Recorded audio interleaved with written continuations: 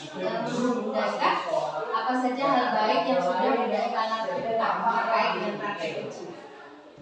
Hal baik yang saya dapatkan dari praktek kucing adalah saya lebih tahu bagaimana cara memulai atau membuat kalimat-kalimat untuk memancing ya, istilahnya untuk menggali potensi teman atau kucing.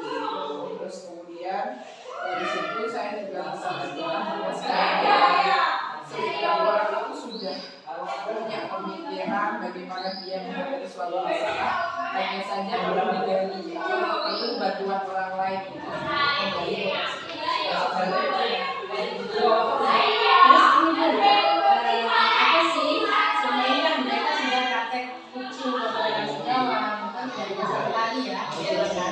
Nah, di sini menurut budaya secara pribadi apa yang budaya lakukan pribadinya budaya terkait praktek kucing?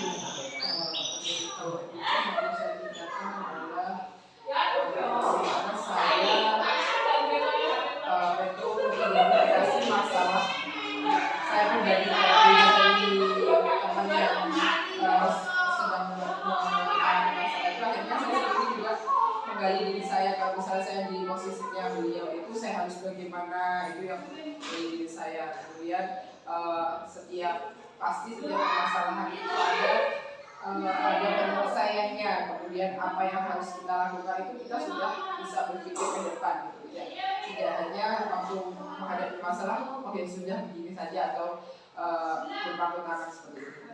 Jadi lebih ke bagaimana mereka mendapatkan penjelasan itu bisa mengidentifikasi dengan lengkap gitu ya. Iya. Berarti kemampuan untuk ini ya, apa namanya, lebih ke komunikasi ya. Iya. Membuat pertanyaan-pertanyaan yang tepat sasaran gitu misalnya, atau mungkin yang sesuai dengan apa namanya, kondisi, jadi supaya si kucingnya bisa bercerita lebih. Iya. Mungkin seperti itu. Iya, seperti itu juga kan kemampuan dalam membuat pertanyaan itu sangat diperlukan. Nah, kalau misalnya kita tidak istilahnya punya kemampuan untuk membuat kalimat-kalimat pematik atau kalimat-kalimat penggali itu, kayaknya tidak bisa. Bagaimana perasaan budaya setelah melakukan kucing atau menjadi coachnya rekan sejawat itu? Saya sangat senang juga karena dapat membantu rekan sejawat yang sedang mengalami masalah atau dalam kondisi yang seperti itu. Saya sangat senang sekali dapat membantu. Kemudian saling kolaborasi gitu ya. Akhirnya kan kayak sharing sebenarnya. Dia punya asumsi sendiri, tapi saya lebih ke hanya membantu. Terus ini bagaimana ini komen dari rekan sejawat setelah proses kucing itu? Sejauh saya sangat senang Bunda, dan yang keluar, kata-kata yang keluar dari kunci atau sejauh saya itu, ternyata kita itu sebenarnya sudah tahu bagaimana memecahkan masalah, tapi tetap membutuhkan bantuan teman dulu atau bantuan orang lain untuk menggali tersebut. Luar biasa sekali. Jadi ini perlu terus ditingkatkan Bunda, karena ini adalah skill itu kemampuan yang akan terasah ketika Bunda mengulang. Ketika diulang, refleksi, perbaiki, lanjut ulang lagi, maka akan jadi expert buat Bunda. Nah, kita lanjutkan Bunda terkait dengan observasi pembelajaran yang kemarin dinilai atau diobserv oleh rekan sejawat. Bagaimana cara Bunda? Saya dari tahun dari pembelajaran yang saya lakukan, dari keluhan dan kelemahannya saya jadi tahu. Karena kita sudah membuat rencana sebegitu runtut sebenarnya, kadang ada yang lewat.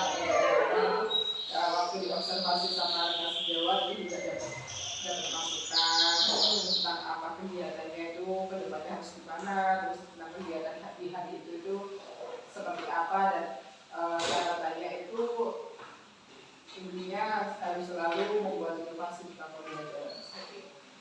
Terus bagaimana komentar dari rekan sejawat?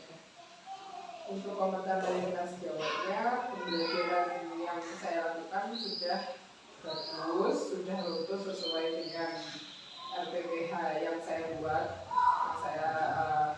saya lampirkan di situ sudah sesuai untuk kemudian hanya saja ada beberapa yang untuk itu beda kayak medianya mungkin lebih diberagamkan gitu paling ada sedikit dari saya. Terus kemudian apakah sudah ada sedikit komentar dari rekan sejawat yang mengarah mungkin saya mau itu kayak gini, saya mau mempraktekkan kegiatan pembelajaran ini yang kemarin diangkat. Ada sudah mengarah ke sana atau masih merekam saja? Kemarin sudah beliaunya menyampaikan bahwa ternyata itu tidak serumit yang saya bayangkan. Ternyata pembelajaran udah akad seperti ini ternyata bayangan saya itu pasti akan rumit, ribet karena banyak gitu. Ternyata setelah saya berobservasi, saya melihat langsung, ternyata saya pun sebenarnya sudah melakukan, hanya saja masih kurang belajar seperti itu, dan beliaunya juga ingin belajar gitu. Terus dari situ tentang praktek belajar komunikasi sama masyarakat itu apa menurut mereka yang perlu dilakukan? Untuk pembelajaran komunikasi dan sosialisasi yang perlu saya perbaiki adalah itu juga pada waktu kita memberikan SBK ataupun memberikan supaya anak-anak itu merasa diri yang masih kesulitan kalau di jenjang soalnya kadang mereka itu kalau misalnya diajak seperti itu malah ada yang beberapa itu buyar jadi sukanya terusan seperti itu terus nggak mau melanjutkan pembelajaran, tapi ada yang banyak tadi mayoritasnya sudah paham bahwa untuk menyemangatkan kembali mereka yang sudah lelah atau sudah bosan dengan pembelajaran. Ini ya sudah menemukan apa sih yang harus kita perbaiki, titik-titik yang mungkin titik lemahnya mereka sendiri. Memang dalam program Budaya ini kita diajak setiap kali selesai pembelajaran untuk merangkasi memang budaya umum itu supaya pembelajaran kita lebih bagus. Kemudian kita lanjutkan yang berikutnya mengenai aksi nyata modul 2.1 sama 2.2.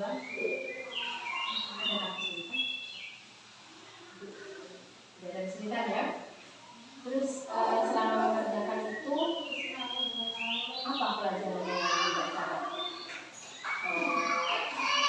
Pelajaran saya apa? Sebenarnya pembelajaran diferensiasi itu bagi saya di telinga saya itu kan baru saya dengar, baru saya tahu. Tapi kenyataannya itu sebenarnya kita sudah melakukan setiap hari. Jadi tinggal menambahkan hal-hal yang belum ada di situ, kemudian mengemasnya ke bentuk pembelajaran diferensiasi itu seperti apa. Sebenarnya kita sudah melakukan ternyata. Waktu pertama kali mendengar istilah pembelajaran diferensiasi itu saya kayak kayak sesuatu yang baru menurut saya dan itu masih sulit. Ternyata setelah bagian-bagian dari pembelajaran berdiferensiasi itu saya ketahui, ternyata saya sudah melakukan, biar pengemasannya saja seperti itu.